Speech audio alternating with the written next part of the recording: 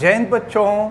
इस समय आप लोग महामना इंस्टीट्यूट के यूट्यूब चैनल से जुड़े हुए हैं और इस चैनल में मैं आप सबका स्वागत करता हूं। आज हम लोग क्लास 12 मैथमेटिक्स हिंदी माध्यम एनसीईआरटी बुक के अध्याय 4 और अध्याय 4 है सारणिक यानी कि डिटर्मिनेंट्स के हम लोग प्रश्नावली 4.2 का इस समय अध्ययन कर रहे हैं और 4.2 के क्वेश्चन नंबर 6 को देखने जा रहे हैं। क्वेश्चन नंबर 6 से पहले जो इंस्ट्रक्शन दिया हुआ है इस इंस्ट्रक्शन को देखा जाए। इंस्ट्रक्शन में दिया हुआ है सारणिकों के गुणधर्मों का प्रयोग करके, जो सारणिक के गुणधर्म हम आपको 5 या 6 गुणधर्म जो हम बताए थे उन गुणधर्मों का प्रयोग करना है। सारणिकों के गुणधर्मों का प्रयोग करके प्रश्न 6 से 14 तक को सिद्ध करना है। और देखिए मैं आपको बता दूं, इसमें से एक क्वेश्चन एग्जाम में आपसे जरूर पूछा जाता है। तो चलिए देखते हैं, क्वेश्चन नंबर 6 दिया हुआ है, इसको सॉल्व करना है। तो देखें, हम ऐसा करते हैं ना कि एक चीज़ हम आपको बता दें, आपको कोशिश ये करनी चाहिए कि सारणिक के कम से कम 2 अवयव शून्य जरूर हो जाएं। तो इसके लिए हम करते क्या हैं, तो ये आप अपने दिमाग में रखे रहिए कि सारणिक में कम से कम 2 एलिमेंट 0 होना चाहिए। अगर 2 एलिमेंट 0 नहीं है तो 2 एलिमेंट 0 हम लाएंगे और उसके लिए हमको सारणिक के गुणधर्मों का प्रयोग करना होगा। लेकिन इसके पहले हम आपको बता दें, यहाँ क्वेश्चन आप देख रहे हैं, यहाँ पर 3 0 तो ऑलरेडी प्रेजेंट है। तो अब इसको हम बड़े सिंपली तरीके से सॉल्व कर लेंगे। और देखिए, सॉल्व करने के लिए हम जैसे सारणिक की वैल्यू निकालते हैं वैसे इसको सॉल्व कर दें। तो हम 0 ले लेते हैं। तो जब 0 ले लेंगे तो 0 वाले रो और 0 वाले कॉलम को छोड़ देंगे। फिर आएगा 0 -c, c और 0।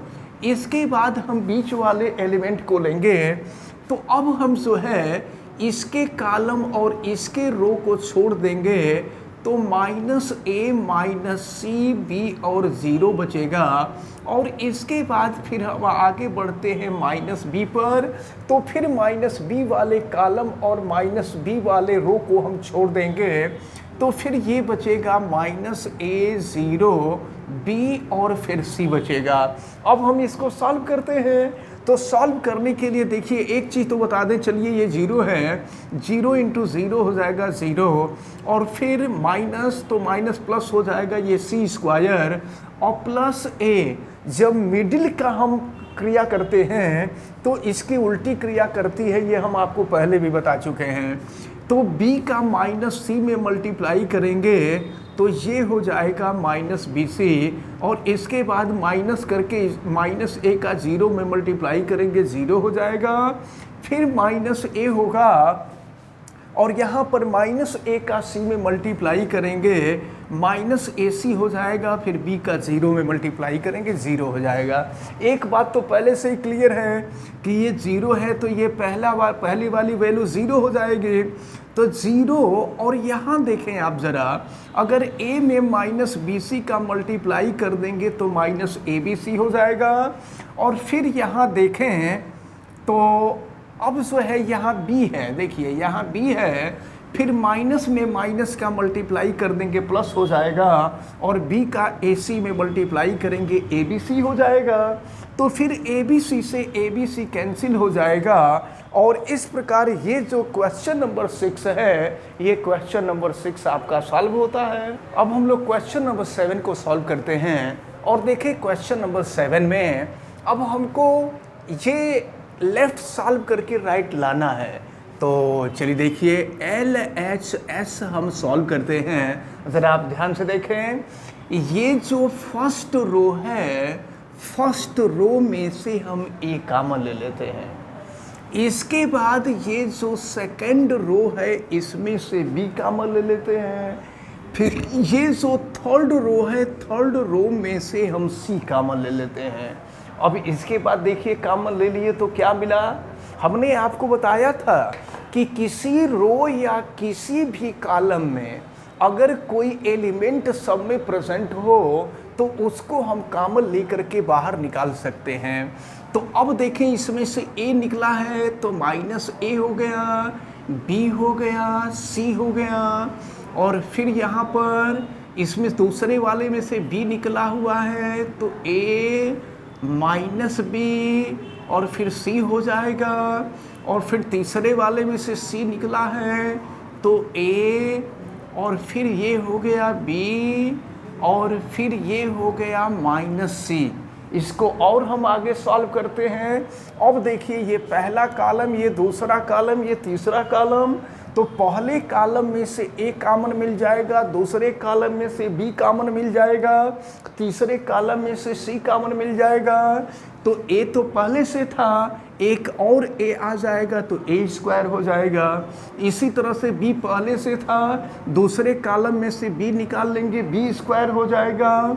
इसी तरह से c पहले से था, तीसरे कॉलम में से c निकाल लेंगे, c स्क्वायर हो जाएगा। फिर ये हो जाएगा माइनस 1 1 1, फिर 1, और ये हो गया माइनस 1 1 1 1, और ये हो गया माइनस 1। अब हम लोग इसको सॉल्व कर देंगे। तो सॉल्व करने के लिए a square, b square, c square, और चलिए इसको हम सॉल्व करते हैं। अब हम पहले -1 को लेते हैं। तो देखें -1 को लेंगे तो -1 वाले रो और -1 वाले कॉलम को हम छोड़ देंगे, तो बचेगा क्या, -1 1 1 -1, और फिर बीच वाले एलिमेंट को लेते हैं। तो फिर ये तो 1 वाले स्तंभ और 1 वाले पंक्ति को हम छोड़ देंगे, तो फिर 1 1 1 -1 बचेगा, और फिर इसके बाद लास्ट वाले को लेते हैं 1। तो देखें अब इसके स्तंभ और इसके पंक्ति को छोड़ देंगे तो 1 -1 1 1। अब इसको हम सॉल्व करते हैं। तो ये है आपका, ये लार्ज ब्रैकेट होगा, ये है आपका a square, b square, c square, यहाँ देखें -1। अब इसको हम सॉल्व करते हैं तो फिर क्या मिलता है, -1 × -1 1 हो जाएगा, और फिर 1 × 1 ये -1 हो जाएगा। अब इसके बाद बीच वाले एलिमेंट पे आते हैं। तो बीच वाले में हमेशा उल्टी क्रिया होती है, 1 का 1 में मल्टीप्लाई करेंगे 1, माइनस 1 का -1 में करेंगे तो फिर -1 ये +1 हो जाएगा, अब प्लस हो गया 1, और फिर 1 का 1 में करेंगे तो 1 हो जाएगा, और माइनस करके 1 का 1 में करेंगे तो ये भी +1 हो जाएगा। और फिर आगे देखते हैं क्या मिलता है। तो ये हो गया आपका a square, b square, c square, और यहाँ फिर देखते हैं क्या मिल रहा है, ये -1, अब 1 -1 तो 0 हो जाएगा, अब प्लस हो जाएगा 1 × 1 + 1 2 हो जाएगा। फिर इसके बाद हम आगे बढ़ते हैं 1, और फिर 1 + 1 2 हो जाएगा। फिर देखें हम यहाँ लिखते हैं, ये है a square, b square, c square, और इसके बाद देखें ये पहला वाला स्तंभ 0 हो जाएगा, पहली वाली वैल्यू 0 हो जाएगी, और फिर 1 × 2 2 हो जाएगा, और फिर ये हो जाएगा 1 × 2 2 हो जाएगा, और इस प्रकार देखिए 2 + 2 4 हो जाएगा, और 4 का इसमें मल्टीप्लाई कर देंगे तो ये हो गया 4a square, b square, c square. तो LHS हमने सॉल्व किया, और LHS सॉल्व करके हम लोग RHS लाए। तो इस प्रकार देखिए ये हो गया LHS = RHS दैट प्रूव्ड। अब हम देखते हैं क्वेश्चन नंबर 8, और 8 में 2 पार्ट दिए हुए, एक फर्स्ट पार्ट है, एक सेकंड पार्ट है। तो चलिए हम फर्स्ट पार्ट को पहले करते हैं। तो एक काम करते हैं, हमने आपको बताया था कि आपकी कोशिश ये होती है कि सारणी के कम से कम 2 एलिमेंट 0 हो जाएं। दूसरी चीज़ आपको ये भी देखना होता है कि प्रूफ करके आपको लाना क्या है, तो उसी के हिसाब से हम परिवर्तन करते हैं। तो ज़रा आप ध्यानपूर्वक देखें। तो 2 ठे 0 लाने के लिए ये देखिए, ये R1 है, ये R2 है, ये R3 है। अगर R1 में से R2 घटा दें तो 1 0 हो जाएगा, और R2 में से R3 घटा दें तो 1 0 और मिल जाएगा।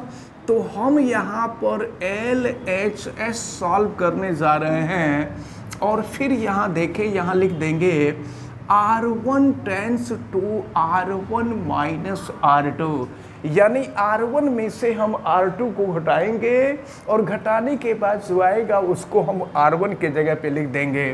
फिर इसी तरह से R2 tense to R2 minus R3 हो जाएगा, यानी R2 में से R3 को घटाएंगे, जो आएगा उसको R2 के जगह पर रख देंगे। और आपको पता है ये R1 है, ये R2 है, ये R3 है। तो चलिए हम करते हैं। फिर R1 माइनस R2, 1 माइनस 1 0, फिर ये हो जाएगा आपका A माइनस बी, फिर ये हो जाएगा आपका ए स्क्वायर माइनस बी स्क्वायर। ऐसा परिवर्तन हम इसलिए कर रहे हैं क्योंकि हम लोगों को जो सिद्ध करना है उसमें a माइनस बी माइनस सी लाना है, c माइनस ए लाना है, तो उसी के हिसाब से हम लोग परिवर्तन भी करते हैं।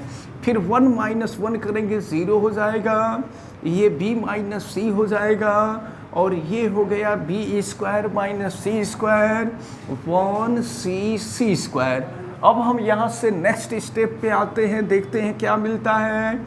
ये है 0 0 1 a minus B minus C, और फिर ये हो गया c, और ये देखिए इसको a square minus B square वाले फार्मूले पे तोड़ देते हैं, तो ये हो जाएगा आपका a माइनस बी, दूसरे ब्रैकेट में हो जाएगा a प्लस बी।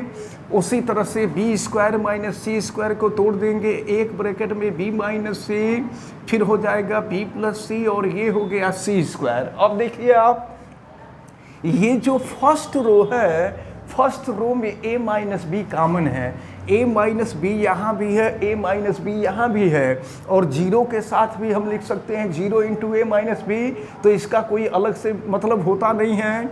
इसी तरह से ये जो दूसरी पंक्ति है, इस दूसरी पंक्ति में b माइनस सी यहाँ भी है, b माइनस सी यहाँ भी है, और यहाँ भी इसको हम 0 इंटू बी माइनस सी कर सकते हैं।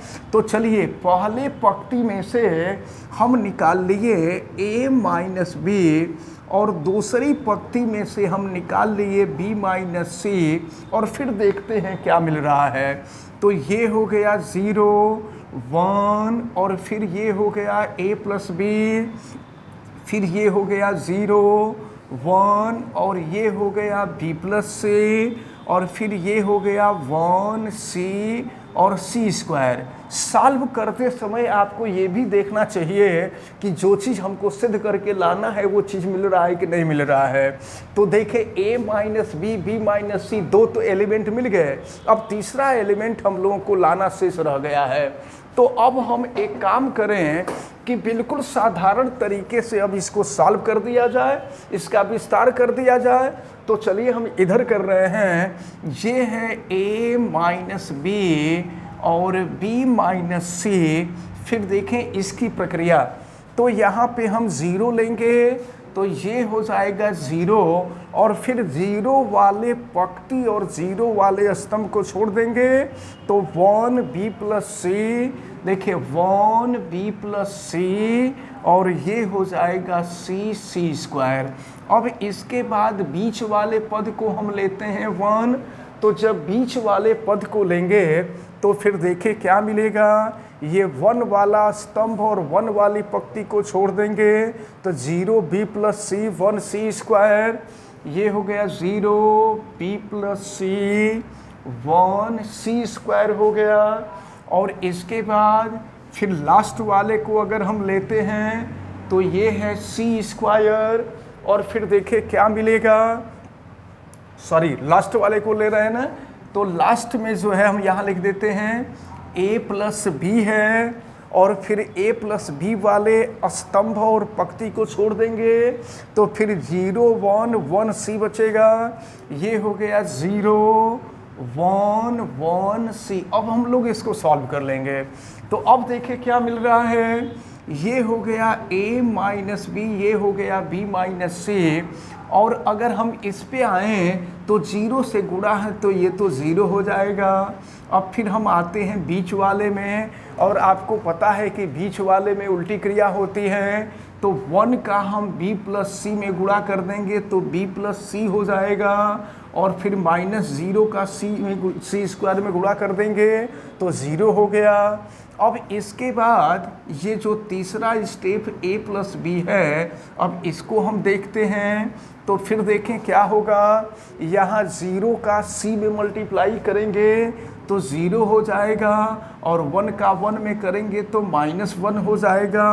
अब हम इसको सॉल्व कर देते हैं, ये हो जाएगा a minus B, b minus C, और देखें ये हो गया आपका 0, और 1 का मल्टीप्लाई कर देंगे तो ये हो जाएगा b प्लस सी, और फिर ये -1 है तो -1 का मल्टीप्लाई कर देंगे -a हो जाएगा, -b हो जाएगा। तो फिर देखें b से भी कैंसिल हो गया। अब इस प्रकार ये मिला आपका a minus B, b minus C, और ये हो गया c माइनस ए। तो आपको सॉल्व करके RHS में यही लाना था। फिर यहाँ लिख देंगे लास्ट में LHS is equal to RHS that proved. तो इस प्रकार आप जो देख रहे हैं, ये सारणिक के क्वेश्चन जो होते हैं, सारणिक के क्वेश्चन बहुत टफ नहीं होते हैं, केवल लेंदी होते हैं। तो अब जो है, अब इसी प्रकार इसका सेकंड पार्ट है। तो इसी तरह से आपको ये जो क्वेश्चन नंबर 8 का सेकंड पार्ट है, क्वेश्चन नंबर 8 का सेकंड पार्ट ऐसे ही करना है आपको। तो आप इसके सेकंड पार्ट को करिएगा। अगर किसी प्रकार की कोई दिक्कत होगी, अगर आ जाता है तो ठीक है, नहीं होता है तो आप हमें कमेंट करके बताइएगा, उसको हम आपको बताने की कोशिश करेंगे, उसका वीडियो अपलोड कर देंगे। तो अब आपको आज जितने भी क्वेश्चन बताए गए हैं वो सारे क्वेश्चन आपको समझ में आए होंगे। आप वीडियो को लाइक ज़रूर कीजिएगा, और अगर चैनल पे नए हैं तो चैनल को सब्सक्राइब भी कीजिएगा। चैनल सब्सक्राइब करने के लिए यूट्यूब पे महामना इंस्टीट्यूट को सर्च कीजिए, और फिर रेड कलर के सब्सक्राइब वाले बटन को क्लिक कर दीजिए, चैनल सब्सक्राइब हो जाएगा। इस वीडियो को मैक्सिमम स्टूडेंट तक शेयर करें ताकि मैक्सिमम स्टूडेंट इसको बहुत अच्छी तरह से समझ सकें। आप बेल आइकन को भी प्रेस करें ताकि प्रतिदिन पढ़ने वाले वीडियो की सूचना आपको मिलती रहे। अगर किसी प्रकार की कोई दिक्कत समझ में आती है तो आप हमें कमेंट करके ज़रूर बतावें। आप सभी लोगों का बहुत बहुत धन्यवाद। जय हिंद।